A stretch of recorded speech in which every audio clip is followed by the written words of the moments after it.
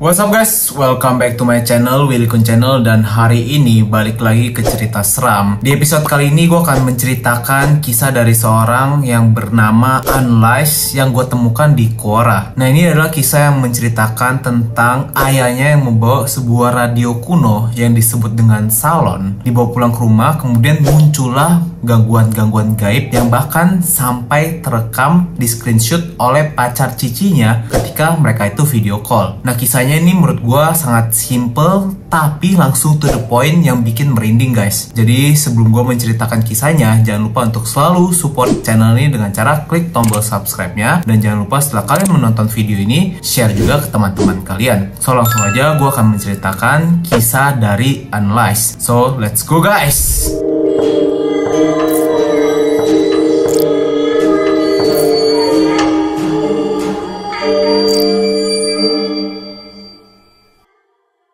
Horor ini bermula dari suatu pagi di mana bapak saya pulang ke rumah dengan membawa sebuah salon atau speaker jadul yang beliau beli di pasar loak. Anyway, gue tadi lupa bilang kejadian ini ditulis 2 tahun yang lalu, jadi 2020. Tapi tepatnya tahun berapa kejadiannya tuh gue nggak tahu guys. Nah, gue akan melanjutkan lagi. Salon tersebut dibeli oleh bapak saya di sebuah pasar yang bernama Pasar Wage, karena memang hanya buka pada hari-hari Wage saja. Tanggalan Jawa ya guys, buat kalian yang nggak tahu apa itu Wage. Nah, selain hari Wage, maka pasar tersebut akan tutup. Dan pada bulan Sura, pasar juga akan tutup selama sebulan penuh. Tidak peduli di bulan tersebut ada hari Wage atau tidak. Kembali ke cerita awal, salon tersebut walaupun terlihat jadul, tapi masih cukup layak dipakai. Speaker masih bisa digunakan untuk mendengarkan radio ataupun kaset. Nah, buat kalian yang nggak tahu, kalau salon ini bentuknya itu kaset yang seperti tape, bukan CD ya guys ya. Tapi ukuran dari tape-nya ini atau kasetnya itu juga jauh lebih besar daripada tape. Salon tersebut sekilas mirip seperti tape, namun dalam versi yang lebih besar. Berhubungan di ruang TV sudah ada speaker tersendiri, jadilah salon tersebut diletakkan di ruang tamu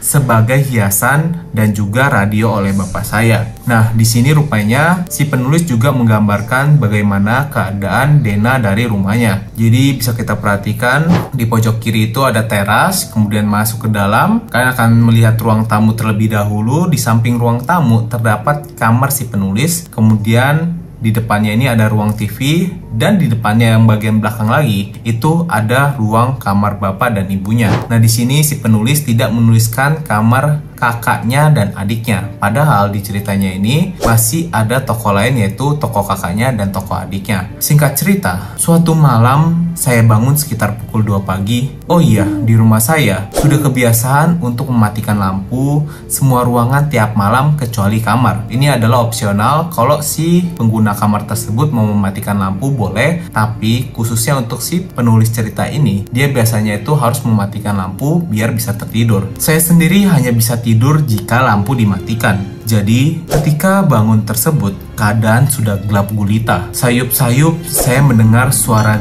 gendingan dari arah luar kamar. Nah, buat kalian yang nggak tahu gendingan itu apa, gendingan ini seperti instrumen gitu guys. Suaranya pelan sekali. Sejenak, saya terdiam dan perhatikan si sumber suara yang sepertinya sih berasal dari ruang tamu. Saya beranikan diri, saya turun dari atas kasur, menyalakan lampu kamar, dan kemudian berjalan menuju ruang tamu yang gelap. Benar, suara gendingan itu berasal dari salon tersebut. Saya yang tidak berpikir aneh-aneh, langsung mematikan salon tersebut dan kembali tidur. Mungkin bapak kelupaan mematikan radio, pikir saya waktu itu. Karena kami pun tidak punya kaset wayangan, hari-hari selanjutnya giliran kakak saya yang bangun malam-malam dan mendengar suara wayangan dari ruang tamu.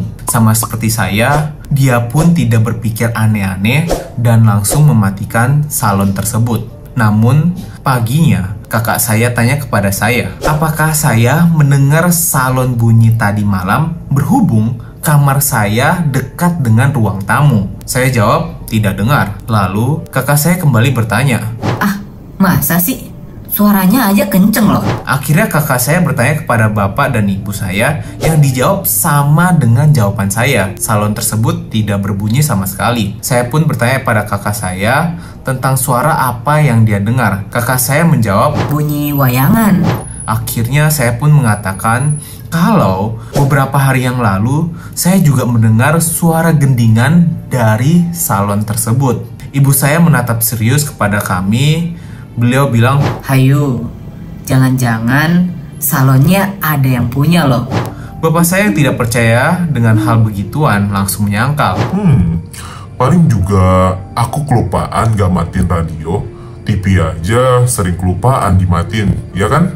Dan hari itu pun berlalu begitu saja, sampai kemudian saya lagi-lagi diganggu oleh salon tersebut. Saya kembali bangun malam-malam dan mendengar ada suara-suara seperti orang memainkan benda-benda di ruang tamu. Lalu tiba-tiba suara wayangan yang cukup keras mengalun dan mengagetkan saya. Kalau kata ibu saya, di adegan perwayangan itu sedang adegan gara-gara atau puncak peperangan. Suara gendingan yang mengalun benar-benar bikin saya takut pada waktu itu.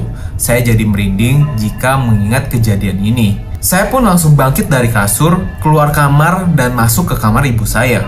Saya membangunkan ibu dan bapak sembari mengatakan bahwa salonnya berbunyi sendiri. Bapak dan ibu saya tidak percaya karena begitu bangun, salon benar-benar mati dan tidak ada suara sama sekali. Saya sampai bersumpah demi Tuhan supaya kedua orang tua saya percaya dengan apa yang saya katakan. Akhirnya bapak saya keluar kamar menuju ruang tamu dan mencabut kabel salon tersebut dari stop kontak. Sedangkan saya tidur bersama mereka bertiga.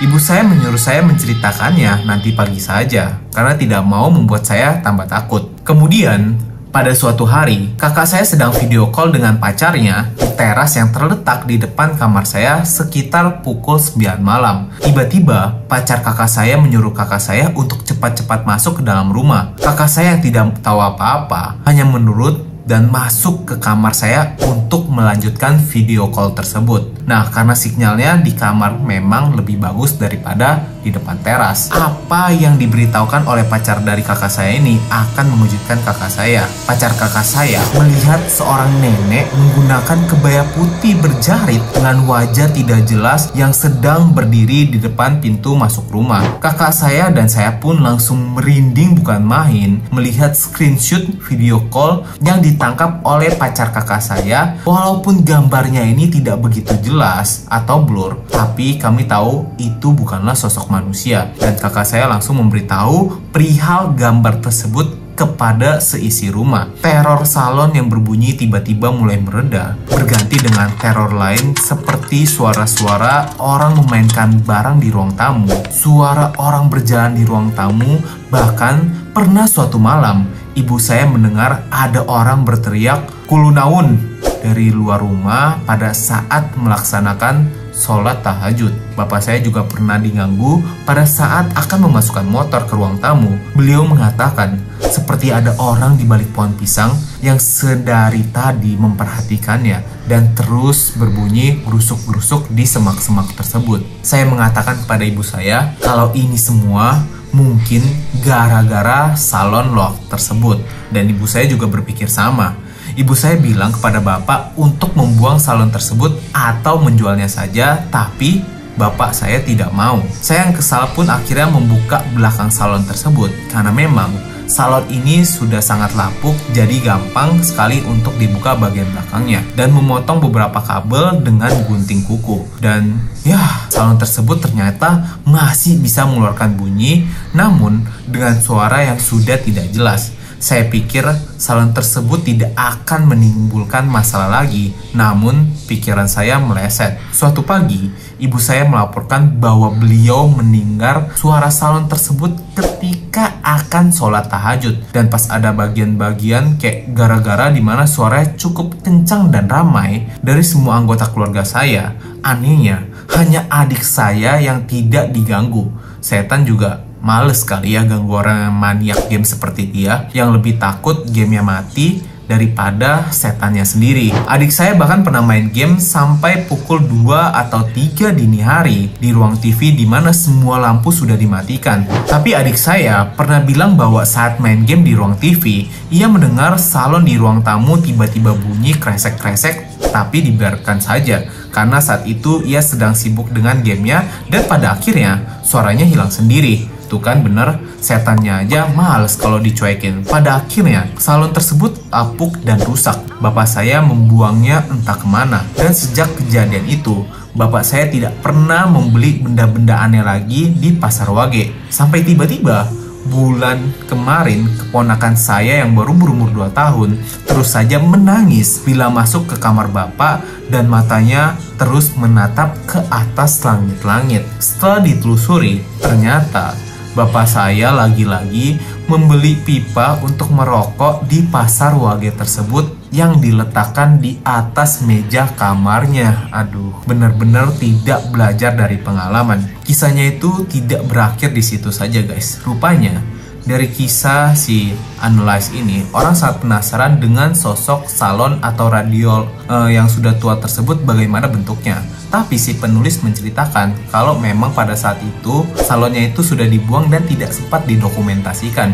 Dan bagaimana dengan screenshot yang diberikan oleh pacar kakaknya, rupanya ini juga kakaknya sudah berganti handphone dan screenshot tersebut sudah tidak disimpan lagi. Nah tapi buat kalian yang penasaran, rupanya pipa rokok yang dibeli oleh si ayah di Pasar Wage ini ada kelihatan. Ayahnya ini membeli 3 buah pipa, di mana pipanya itu ada yang ukuran panjang. Nah diperkirakan kalau pipa yang berukuran panjang inilah yang membawa lagi-lagi makhluk gaib tersebut, karena pipa ini yang dibeli paling belakangan. Tapi balik lagi, itu kata bapaknya guys. Nah gimana menurut kalian? Kisah yang sangat simple, to the point, tapi buat merinding kan guys. Nah buat kalian yang punya kisah-kisah bagaimana kalian diteror oleh sosok gaib, kalian juga bisa menceritakan kisah kalian langsung aja DM di Instagram gua di Willikun, karena pastinya gua akan membawakan kisah ini bersama-sama untuk kita dengar guys. So itu dia konten hari ini guys. See you guys di cerita seram berikutnya. Jangan lupa untuk selalu support channel ini dengan cara